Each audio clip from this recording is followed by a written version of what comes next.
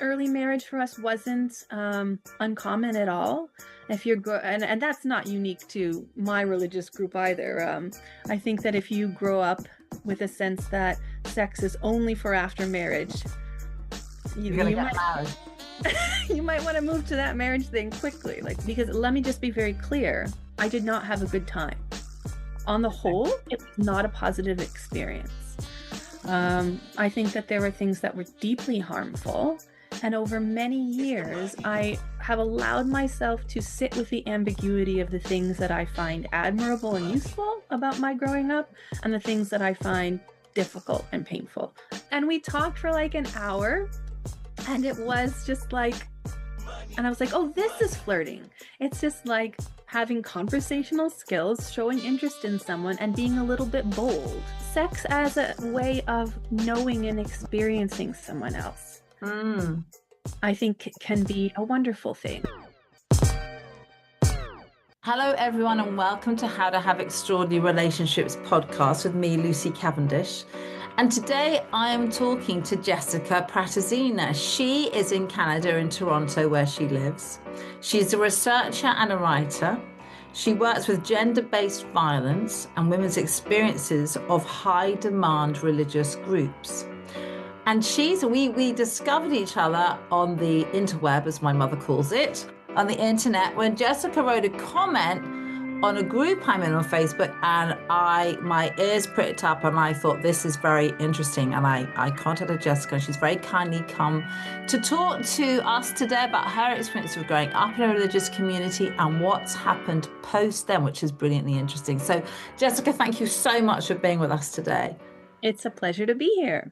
It's so good to meet you. So let's start. Let's dig in. So can you tell me a little, I mean, you said you're very happy to talk very openly, for which I'm really appreciative. I mean, just give us an idea. I mean, I know you grew up in a religious community. Would you be okay to share with us what you mean by that, and what happens in a high demand religious group? Right.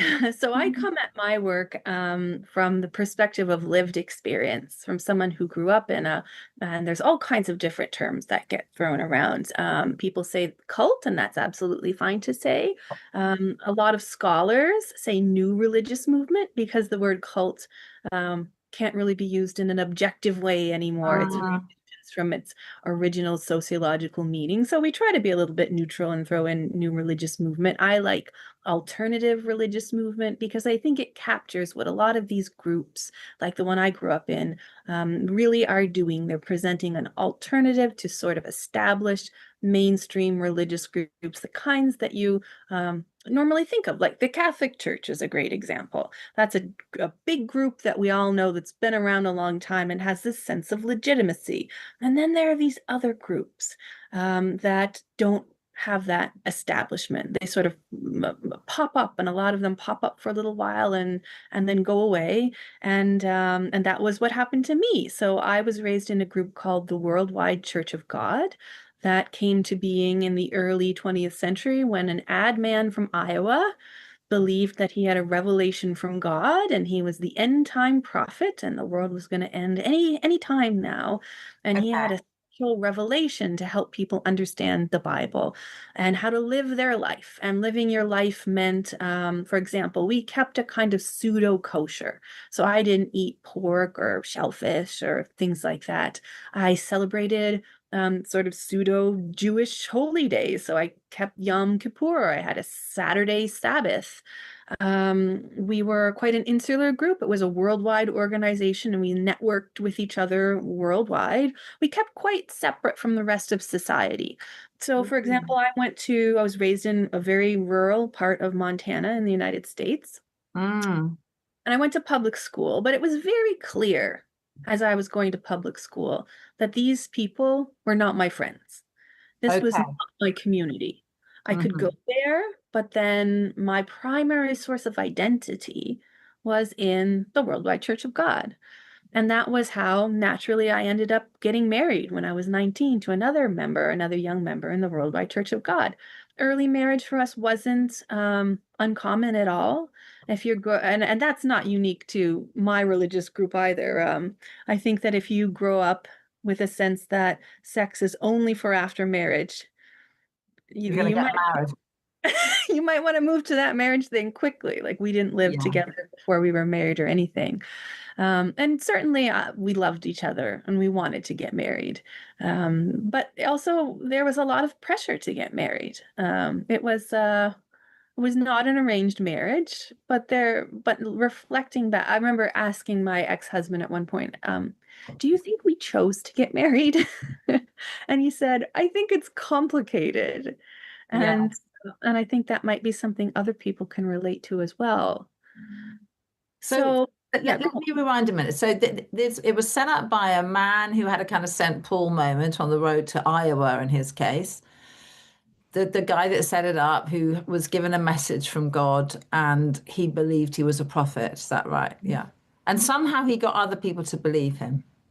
well, he was very persuasive. He was an interesting writer. He had a compelling take on reading the Bible. He wrote a lot of sort of extra biblical stuff, study guides that could help someone, look at the Bible. And he made a lot of what to some people could feel like really compelling points, like Christmas is not mentioned in the Bible. Easter is not mentioned in the Bible. Mhm. Why are we doing these things, for example? Okay, so he was quite kind of inverted commas radical.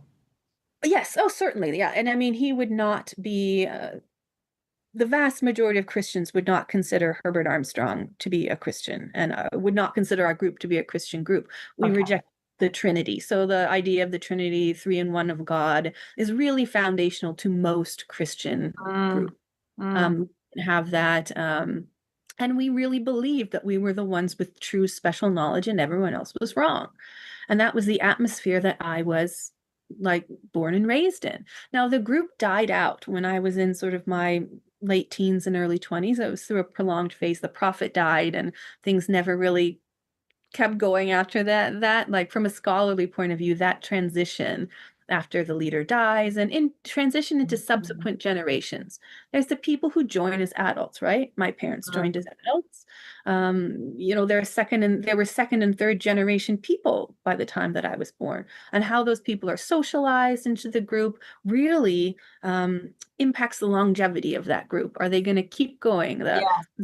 Yeah. So it didn't work for us. And that's a common story for new religious movements. Most of them, we often think of cults and things, we think, danger and radical. Yes. Sometimes it happens, but the vast majority of the time, it's people with an interesting spin on something, and they come and then they sort of disappear. They're not in the newspaper because they don't do a lot, anything to get in the newspaper Yeah. about, right? Yeah. So, yeah. Why did your parents get involved in it? Were they religious people? Were they looking for I don't know, why do you think your Yeah, parents I think did they meet through it or had they already met?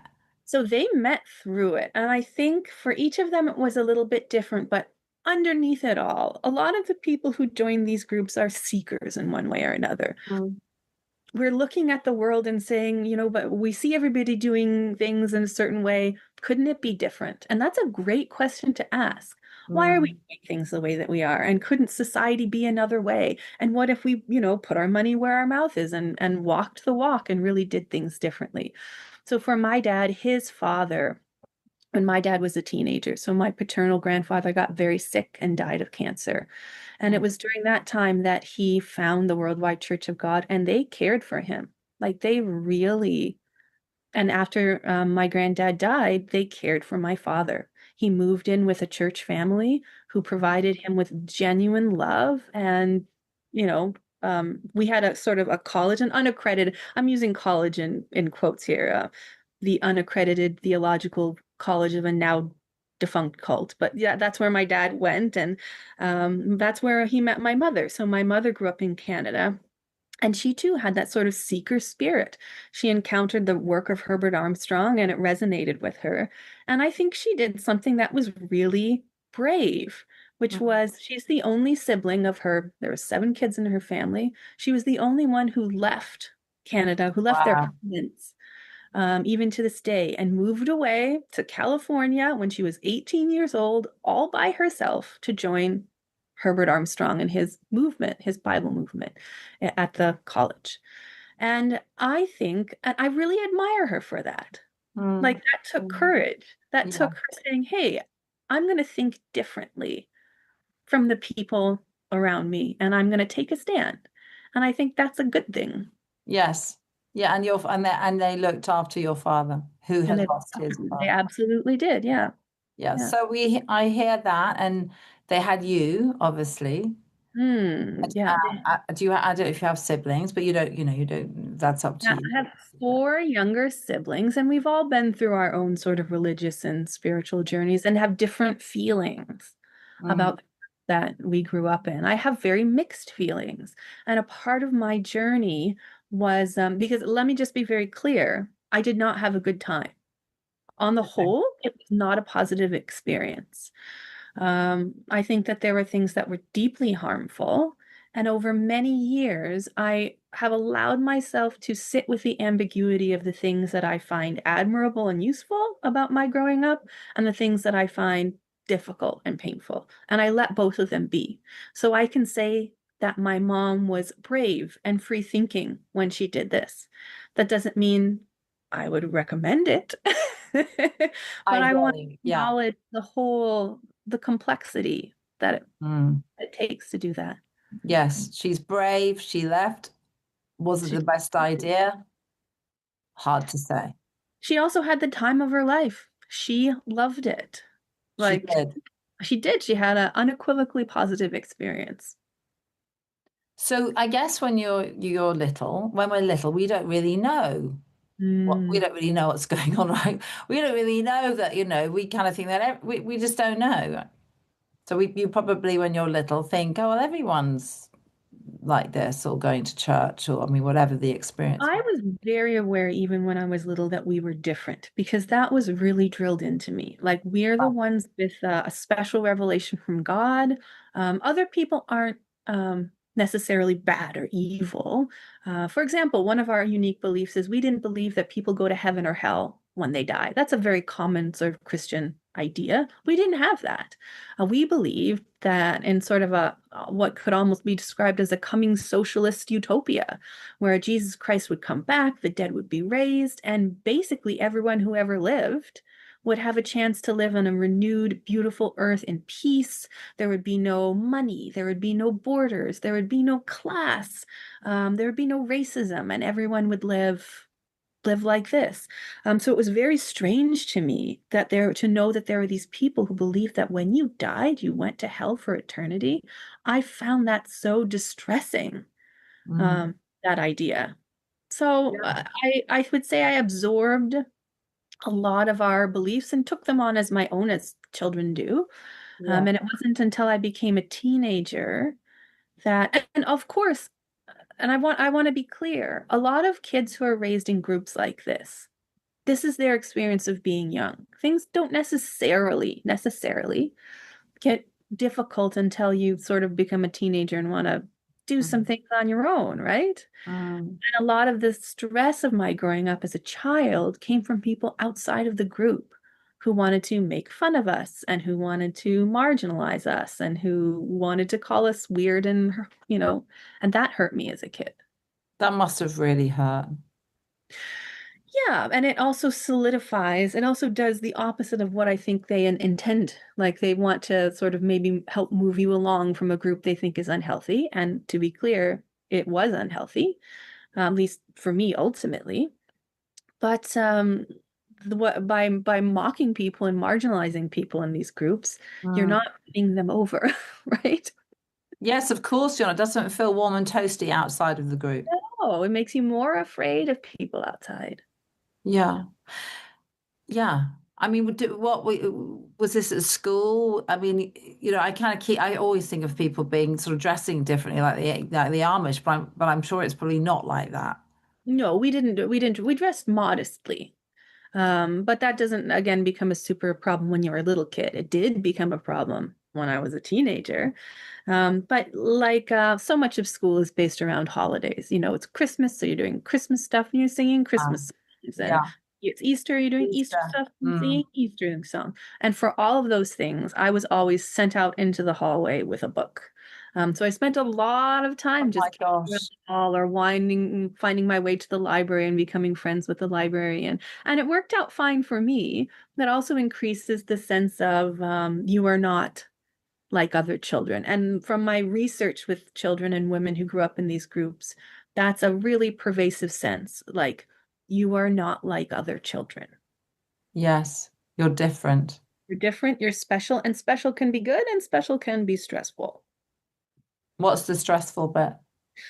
To carry that weight of being God's chosen one. So every decision you make and every step you take, even through normal like developmental processes, especially becoming an adult and teenage years, everything has a particular spiritual and religious weight that most people don't feel. So it's Mm. not just me saying like, hey, I'm a teenager now. I really have a crush on this guy. Maybe I could, like date him or something. There's all this added, like, what does that mean? You can't date someone outside of the church, and should you even hold his hand, or what about kissing, and what about other things? Like, there's a tremendous amount of spiritual and moral weight attached to normal developmental processes. That was stressful. Yes, because you were saying that basically it wasn't a good experience for you. I mean, No, yeah. not in the teenage years, especially. Mm. Yeah. Is it a very patriarchal? Was it a very patriarchal? I mean, I ask this question as if I don't know the answer, but Yeah, probably as you can more than a imagine, patriarchal it society, was but yeah. patriarchal and there was a lot of racism. So I'm speaking to my experience as a straight, white sort of woman, right? Uh-huh. Straight, white, cisgendered woman. But there was definitely like racism that was very apparent there, patriarchy, homophobia, very much.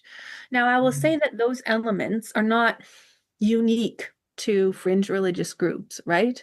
Uh, Mm, like you can be super Catholic and experience all of that, or Baptist or whatever it mm, is. mm. So I'm always very careful to say there's no one experience, right? I had my experience like I did because of who I am and because of other factors, and someone, who is a person of color who was raised in my group is going to really focus on the harms in a different way. Yeah, I hear that. I hear that. So you were basically brought up with the idea that you can't have sex before marriage. Was Totally. your sort of father and mother, or maybe just, very on it? Were they monitoring you and going, "Where are you going tonight? What are you doing?" Super on it. On it is a mild, and again, this is something I connect with women from a lot of different religious communities. That feeling of their sexuality being hyper monitored, and your decisions about your body, even how you feel about your body, even asking yourself the question like, what does my body want right now? Learning Yes. learning to do that and being okay with that, that is something that took me decades to work through. And I know I am not alone. No, because that's shameful. Yeah, there's Yeah, I this mean, your body doesn't know desire or want, or it doesn't want sex, your body. No, no, no, that's oh really. no, I would never want sex. Like So yeah, that's very, so you're not brought up, I mean, as are a lot of women, I can't talk for men, to really have an experience of your body, which is a, which is delicious and beautiful and gorgeous. No one's teaching you that actually intimacy with someone is a precious thing or whatever. I mean, I think they would say that intimacy is so precious that it needs to be guarded. And it's so precious that you can't by yourself guard it. It's ultimately your parents' job to protect your virginity, really, like the prizing of virginity. Um, yeah. So that ties into a concept from sociology that we call benevolent sexism. So we think of sexism often as the opposite of that, which is hostile sexism, Mm, which is, mm, I mean, think violence, right? mm. People who specifically and clearly say they hate women and want to keep women down. That's a difficult pill for most women to swallow. So instead, it gets culturally packaged as care, as Right. chivalry. as you are, your sexuality and your body is so beautiful and so precious, and this gift of being able to make a child is so important that we can't trust you to monitor it all by yourself. So we will monitor you. And it comes up in all kinds of things, as women can't make decisions about their own reproductive rights because it's so important that the whole of society must tell you what to do with your body. Um, So I you've could go written, on for a yeah, long because time. that's around you. You know, you've written about purity culture. I know you have in one of your Substacks. You've written a lot about purity culture. And the harm of purity culture and the way that purity culture becomes this vehicle um, for this what we call benevolent sexism, which looks like chivalry, which looks like kindness, which looks like treating you as a princess. But ultimately, what it is serving is keeping women down, holding them down. So it's like if a man says to a woman, I want to be the provider. You do not have to work. You stay home, you keep the home beautiful, you take care of the children, you take care of yourself. That is God's work. That is the most important thing. Now, that can feel incredibly flattering and lovely, right? Mm. And it also means that you have no financial leg to stand on. You have no option to build a career. And should you want to leave a relationship, you have no way out. So, who Mm. is that serving, really? Yeah, yeah, I hear that. I really get that. It's Mm, important. So, when you were a teenager, did you start rebelling against your parents? Did you start saying, I don't agree with this anymore? This isn't something I want to do? Not overnight. And also remember during that time, my religious community was going through a tremendous change, which I won't detail all the theological things, but it was in the process of dying. So there was a lot of upheaval within the group itself. And it was during that time that I went through the typical adolescent upheaval. So I Mm. never in that time abandoned a lot of our beliefs. But I did, like most teenagers, like I wanted boyfriends. I wanted freedom. I wanted to have not just boyfriends, but like experiences and relationships and like get close to go to parties. Like, and genuinely, it wasn't like I wanted to do anything really bad. I didn't No, want you to do want to do what teenagers do. You want to go to parties. yeah, I want to go and have like a sense of independence and self and excitement and exploration. But all of those things were really wrapped up in, like, I go back to that, an extra moral and spiritual weight. Like, you are God's special chosen child. You can't go to a party. Do you know what people do at parties? So, like many people who grew up like me, in the research that I've done and the women that I've spoken to, there's this, you live a double life. There's the you that's the expected you, and then there's the you that just gets to be, I don't even know. I called it in one of my pieces like shadow sisters, like this shadow self that you kind of can lay into in it, but it has to be done in secret, right? So I had secret boyfriends throughout. I know. Did you? I, So there's the you that looks like the dutiful daughter. I mean, I say that, but you know, what I mean, yeah, I who's totally did look like the dutiful daughter, of course. obedient daughter, homemaker, nurturing, preparing to get married and Mhm. have babies when you're very young. Yeah. And But then then, there's this shadow you yeah, who's sneaking out the back door. totally. And I was so good at it too. Like, Were you? How did I you manage to do it without anyone noticing? mean, there are ways like, I would get caught regularly, and it was this huge, like cataclysmic and traumatic. Like, it was really traumatic around that because there was so much shame and just, yeah, it was a really traumatic time for me. But So I the shame was what? You're supposed to be saying, you know, you're a bad person. yes, More than yeah. that. More, yeah, yeah. Lesbian, a Mhm. slut, basically. Like, you're a Yeah. slut. Yeah. Um, and that sort of, I think, stayed with me in a really negative way for a long time. Like, even though I was sort of very quickly married, um, like this idea that my sexuality and sexual expression and interests and explorations are ultimately bad, not just bad things to do, but they make you a bad person. Mm, mm. That's very difficult. Did Hmm. part of you believe it? Because Oh, you oh, were young, totally. Yeah. right? So part of you thought I'm a bad person. Yes, very much. How oh, well, yeah, that's that. Yeah. So you got up in the morning and thought I'm a bad person, but then you kept sneaking out. So you're holding that ambiguity that you're talking about, even when you're that age. Yeah. Yeah, and living a double life is really exhausting. But I think it also prompted a lot because it was I've never really abandoned religious community in the course of my life, which I think is a totally valid thing to do, especially growing up the way that I did. If you want to be an atheist and, never touch a church with a stick again, I do not blame you. That just wasn't my journey. And I've learned that it wasn't the journey of a lot of women who grew up in this. It, but with sexuality in particular, it can prompt you to say, um, where does this fit in with my faith? What has to Mm, give and take and pull and change? Maybe my faith is something that can grow and expand mm, to see uh, my gender and sexuality as good, that find pleasure and to find love and intimacy. Maybe those are good things, and it starts you on a faith journey that's more about trusting something inside of yourself that's looking for more. yeah. Yeah. That's a very profound way of putting it. Thank you. To expand your faith, to include, I don't know, yeah, how you've just put it, to include your desires, wants, and not see that as being whatever dirty or slutty or.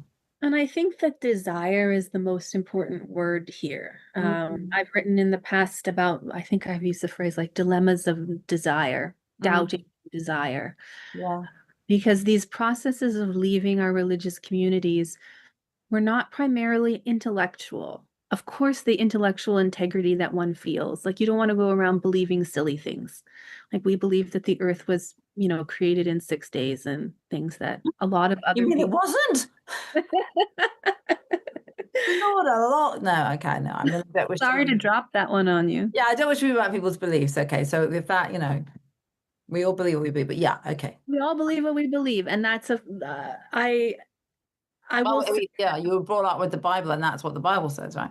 popularly and scientifically that view is often derided. So yeah, you can believe that, but people will laugh at you, Yes. which Yeah. was my experience. Why are we talking about this piece again? We were getting to do with expanding Oh yeah, your faith yeah. into a So faith there's that this feels this the tension. Doubt and desire work together, I think, when women leave these religious communities. It's mm, not just this intellectual piece where you do want intellectual integrity. You don't want to go around believing things that you feel silly about or that don't or that are really like distasteful to you. You can mm, say, "Just a minute, I have to sneeze." No, I that's don't. I'm sorry. all right. Um, and so that's important. But on its own, religious communities are very good at handling doubt. There's always a pamphlet, there's always an elder you can talk to, there's always some way of managing cognitive dissonance and intellectual issues. But Mm, what really, those deep seated desires to think about how your life could be and the longings that you have, like, what if I could go to university, or what if I could travel, or what if I could just follow any thread of desire? And those are the pieces that are interesting to me in women's stories. That yeah. at the end of the day, so many of us, we said, I don't care if this is true or not, because I hate it. I do not like being here. My soul is being crushed. So I'm going to stop trying to, do mental gymnastics to make the stuff make sense because I don't, if it's right, I don't care. I'm out of here anyway. I think that's where a lot of us ended up. And what people when people hear these kinds of stories, they often want to hear about abuse. They want to hear about the bad things that push you out of these weird bad groups. To Mm, be clear, that was present in my life. There was a push away. There was also this pull into more. That's what desire does. It pulls us beyond. And that's the beautiful and exciting part, I think, of leaving a religious community like that, leaving that kind Yes, of community. because you got married to you at 19 to the boy next door or whoever, yeah. Sort of. I mean, I was in Montana and he was in Canada, but Okay, effectively, it wasn't next door at all, but okay. Um, it felt next door. It felt culturally and like religiously next door for sure. and I'm not, were you happy to get married? I mean, Yeah. Yeah, like I was very happy to get married. And I loved him and he loved me. I think, I there mean, we wasn't were an arranged marriage. You weren't kind of forced into marrying each other. there was definitely a lot of pressure. There was no other script to follow. I Mm, had a friend who was married very similarly. She was raised in my group, and in talking about this, she said, I wouldn't have known to do it any other way. yes. Yeah, so you just Yeah. follow the script that you're given, and this was my script. Mm. Yeah. But along the line, the desire, as you say, the push and the pull, the desire means that you leave. Yeah, and in our case too, the religious group died. So we were in our early 20s and there was no more Mm. group to go back to. So I mean that is even among people who were raised in new religious movements and cults. That's an odd one. Yeah, Like to have because it's no longer there. It's like it's, no longer, there's nothing to go back to, yeah, right? that's so interesting, And isn't so it? the ontological rug is just pulled out from under you, and you have no choice but to reconstruct your worldview and belief system alone. So how did you do that? I mean, I still at that time in my early 20s was like, okay, so Mr. Armstrong clearly wasn't right because that didn't work out. But somebody's got to be right, and I can find them. So even though I wasn't in university at that time, I didn't have any kind of educational preparation for critical thinking, like none. I read a lot. Like I would go to the Toronto Reference Library and I would find theology books or I would find things on the internet just in this desperate search to make things make sense, make the Bible make sense and I had sort of moved into Christianity at that point and very, very luckily, like this in a stroke of beautiful luck, I made friends with someone who was going to an Anglican church. Mm. And in Canada, the Anglican Church is quite a progressive place. Like women are pastors and I mean priests, and so I ended up not only going to this Anglican church, but they gave me a job, and I had no skills. Wow. My only skills were, like I am the oldest of five children and I know a lot about the Bible. And I got a Yeah, job as yeah. their like children's coordinator.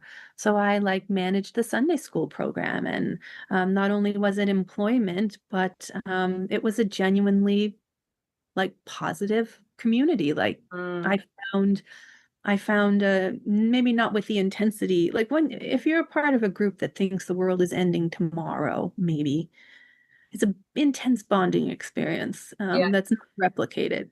But that said, I had a good time with the Anglican Church for sure, and it was very healing. Yes.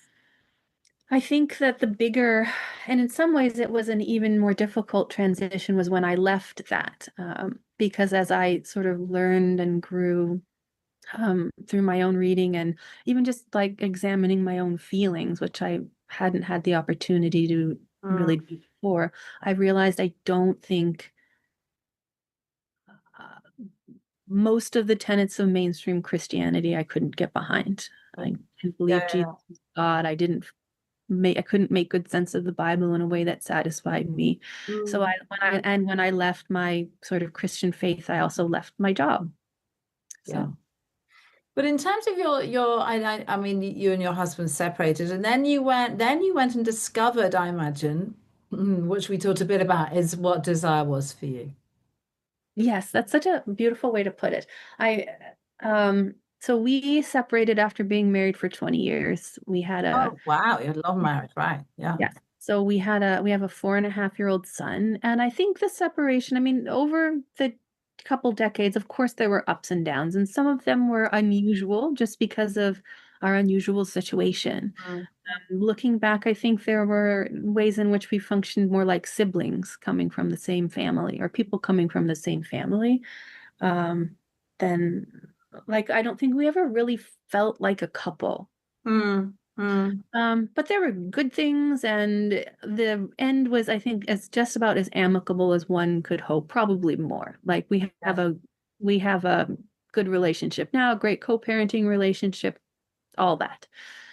And it was still hard, right? Mm. Because suddenly, after 20 years of marriage, I was faced with the profound question of what do you want? And for both of us, and we've talked about this, like we realized that we could choose to end the marriage because we didn't want to be married anymore. We didn't have to have a big defense. There didn't have to be some huge falling out. It's okay just to say, I don't want this. And Mm. neither of us wanted that. And that was the first big, I guess, sort of like dealing with desire that I had. Yes. And just to be able to like release one another and just say, you're released and we want something else. So then once I think I was sad for about 2 weeks and then I was like, what am I going to get up to next? And the answer was a lot. Um, I had joked that I was going through like a second adolescence, but it really was a first adolescence in most Yeah. ways. Yeah. Yeah. Yeah. What did you learn? That you wanted to have lots of casual, I mean, uh, lots of different relationships? I think the first thing that I learned was that I wasn't always going to know what I wanted until I tried things. And I was just allowed to try, I gave myself permission to try things. I want to do things that are, make choices that make me feel good about myself, that make Mm. me safe, Mm. choices that I feel are kind and respectful. And within those boundaries, I was just allowed to say, what do I want? And with that, we talk about like women's intuition a lot in terms of that ick, like you're reading something or you're with someone, you're like, I'm getting an ick, something feels off, and to trust that, super important. But I think we have to put equal focus on that intuition in us that says, yes, this feels good. I Mm. want to go down that road, even if sometimes it might seem like, are you sure, Jessica? Are you sure you want to do that? And I know people have all these sad and scary dating stories, but I had an amazing time. I had a life-changing time. The first thing I started doing was I just started going to bars, which I had never done before in my life. Okay, you're like, I'm going to go to a bar. Yeah. Yeah, bring And it on. yeah, and I just sort of watched people for a while. Like I'm a extroverted person. A lot of my work, like I have a social work background now, and um so I know how to be with people and talk to people, but I had never like flirted before, right? Mm. And so I just sort of like watched how were people interacting. And there was this one instance very early on where there was this kind of cute guy about my age, and so sort of like 40s to 50s. He had uh, two women had gotten up from a table he didn't see, and he went to sit at that table. They came back to the table and he's like, oh my gosh, like I'm so sorry. And they're like, no, you take the table. And he's like, no, you two, I insist, sit down. And I just was like, okay. And I went and I took him by the arm and I was just like, ladies, just like accept his gift. He's gonna be fine. He can find another place to sit. And I brought him to sit with me. And we talked for like an hour, and it was just like, and I was like, oh, this is flirting. It's just like having conversational skills, showing interest in someone, and being a little bit bold, right? Like Mm. a little bit Mm. bold.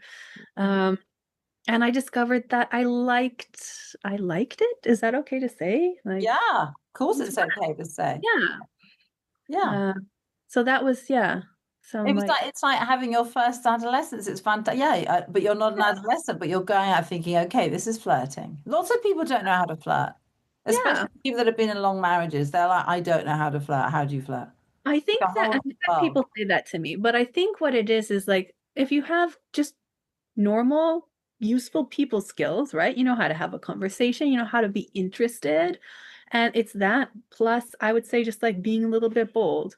Like it's okay to say like I'm interested in you. I like you. Like, do you Yes, want absolutely. to? Yeah, yeah, yeah, yeah, yeah. I Uh, think it's the people skills and being curious in people. yeah, and also just kind of maybe being a little bit forward about what you want. Hey, I liked talking to you. Do you want to go do do you want to go do something else now? Um, Yeah. yeah. And so, I mean, I really like this sense that you got to choose how you lived those relationships, long, short, whatever, that you made a decision to Yeah. choose that. And whatever I form those relationships took, one night, 1 year, whatever, you were like, I'm up for trying this stuff. yeah, and I had no expectations.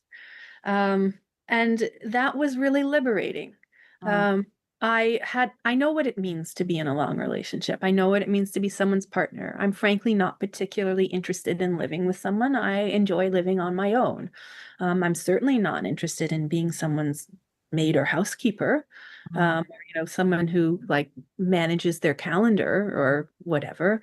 Um, I just wanted to see what this experience could be like. And so and this is just speaking for me, like casual relationships were fun Mm. and they worked well. And I felt like I had a good sense of what made me feel good and safe. And I feel like like, I feel like it was part luck, but I also think I chose partners well.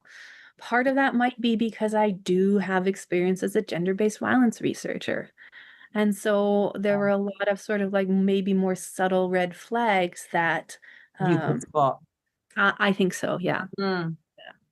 I think it's very refreshing to consider that a model of, let's say, boy meets girl, doesn't have to be boy meets girl, but that model of we meet, we go together, and that's the end Yeah. forever, actually is an outmoded model. That actually it's possible to have all sorts of different sorts of relationships. Some might involve sex, some might not involve sex, but actually to have something that's a little bit more fluid with maybe more than one person is actually a very interesting thing to try out. Yeah, and I was always very upfront and clear Mm. that I'm seeing other people. I'm not interested. I would say I'm not interested in being someone's girlfriend, but if you want to spend the night together, I'm totally down. And you know what? Most people were also totally down. Like, I think that Mm. I think that a lot of people, depending on what you're looking for, depending on where you're at in your journey, that can feel good. And sex as a way of knowing and experiencing someone else, Mm. I think can be a wonderful thing. Uh, Mm. even if it's just two people together for a night, I didn't find these things to be meaningless. I found them to be like life affirming and like a time of like excitement and connection and maybe a little bit of anxiety. But yeah, sex is a way of knowing. Did you ever wake up in the morning and think, maybe you didn't stay the night, but let's say you did. Did you ever wake up and think, oh God, what the hell am I doing here? So I didn't stay the night. Like Okay, good, that's good, right? Because I think there's the moment when you say, uh-oh, I don't really think I want to be here. one of the reasons was this is just because this is just like dating in middle age. It's because like I want my bed with my pillows like the way that it is, and I have a heating pad and I have my sleeping socks and I have, like my routine and, and I can only sleep on my left side if my leg is doing this and or it will hurt my hip. And like that's just being middle aged. So That's I pretty funny. it was many months before I stayed the night with somebody. Yeah. So where are you at in your life now? I mean, you don't have to reveal your, but I mean, you've learned a Yeah, lot. You've lived I've a learned a lot. big life. I think the things that I learned were to trust that sense in yourself. If it says like this is good, you want to kiss him. This is good. You want to go home with him. Do it. Like it's okay to and also like when I did those things, I always texted I had a couple Yeah. girlfriends like this is where I'm going to be. This is who I'm going to be with. And I actually had to learn like have a little sex education too, like learning about getting testing and learning about like condoms and like I was very super strict about like all those kinds of Mental things. health, But yeah. I had to learn them, right? I did Mm. not get comprehensive sex education. Um, Wow. And yeah, you so made sure you were safe by a combination of letting people know where you were and the fact that you work in gender-based violence, so you've got a good antennae. yeah, I think so. So going back to, as an example, that benevolent sexism piece, Yeah. like people who wanted to treat you as this kind of princessy princess. Oh, let me always get all the drinks and let me get the bill, and that can be fine. Kindness is good. Kindness Mm, and generosity are good things, but mm, you have to have a sense of when that kindness and generosity is being done to serve something else and to serve someone else's interests of control mm. you, Really right? interesting. Yeah. So Yeah. what I would often do is I would go to a bar and I would buy my drink and I would pay for it immediately. So that if someone came up and said, they would say, "Oh, I'm paying for her drink," right? They wouldn't even ask me. They'd say to the bartender, "I'm paying for her drink." Then they'd be like, "Oh, it's already paid for," right? So Yes. Yes. that's a You're not flag. being bought. You're not being bought. Yes. So like that kind of move, like, "Oh, I'm paying for her drink." That's um that's a gender-based violence thing. That's a control thing. Mm, And it looks like someone's being nice. mm. So So, interesting. yeah, so I felt like thankfully because of my research I picked up on that kind of thing. Um so I also like my like sort of sex ed that came through all of this and learning just how to be physically safe, texting friends, trusting myself and my instinct about what felt good. Eventually, I gave up on bars kind of because they're really hit and miss and very fun. But I decided one guy I was hooking up with, he's like, "You really just go on, try a dating app." And I was like, "No, I hear so many bad things." But I was able to sort of apply the sort of same lens that I was using Mm, to these online profiles. And my approach was I didn't read messages from people because like they just flood in and most of them are terrible. Like it's a waste of my time. Like yeah. yeah, most of the messages you get from guys are just not worth looking at. Yeah. Yeah. Yeah. Yeah. So I did the choosing. I was like, I went through profiles carefully and I selected people, not because I was like, oh, he is the hottest person that I've ever met, but because I always was like, who do I want to have a conversation with? Yes, I like that. Yeah. Yeah, Who here looks like a person I might actually want to talk to yeah. rather Didn't than he's just hot. yeah. I mean, the hot is also good. Great. Like Yeah. you should be attracted to someone you're going on a date with. Yeah. And it should also be someone that you feel like you can have a good time with. And if at the end of the date nothing more happens, it's not about like to me it was really about exploration and knowing. What a Mm, pleasure it is to freely get to know people without mm. without other, you know what I mean? Yes, without thinking, am I going to marry you? Well, yeah. Or are you going to ring me again? Or what is this going to be? And you've only met for Yeah. like 3 hours. Ring me, don't ring me. I don't care. I know But I've had people say, but we saw each other for a few weeks and I was in love. I'm like, you can't be in love after a few weeks. You don't even know them, right? yeah. Just take it Yeah. as an experience. Yeah. Enjoy the Um, experience. And also just like the pressure off of not feeling like I have to invest in anybody or any situation. Mm, So I did go on the apps, as they say, and I had again like super positive experiences. Some people I just saw, once or twice, and then I would kindly say, like I'm moving on for whatever reason. mm, And again, even the endings were fine. Uh, and then in the midst of dating multiple people, I got a message, and this was the only message that I replied to.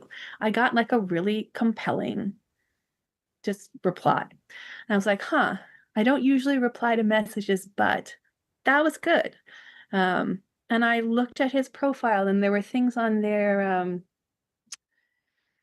that I was like, I want to talk to you about this, and I want to talk to you about that.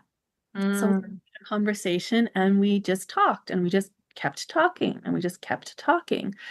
And that turned into the relationship that I've been in for I don't even know how long now. Like 6 or 7 months it would be. Yeah. Great. It was some time, I will say, before I settled into that relationship. Yeah. Yes, I'm Yeah, sure. there were a number of months, quite a few months at the beginning where like I was dating multiple people. And one of the things that gave me confidence in this person is that he was totally okay with that. Mm, That there was no jealousy when I would go out with other people who wished me well. Happy to hang out when I wanted to hang out and grow closer yeah, he and spend sounds time. very cool, very good in his body and in his. Yeah. Yeah, and being with him, I noticed, gave me a great sense of calm. Mm, Like my life is more peaceful. mm, He's here. And that's a lovely thing. great.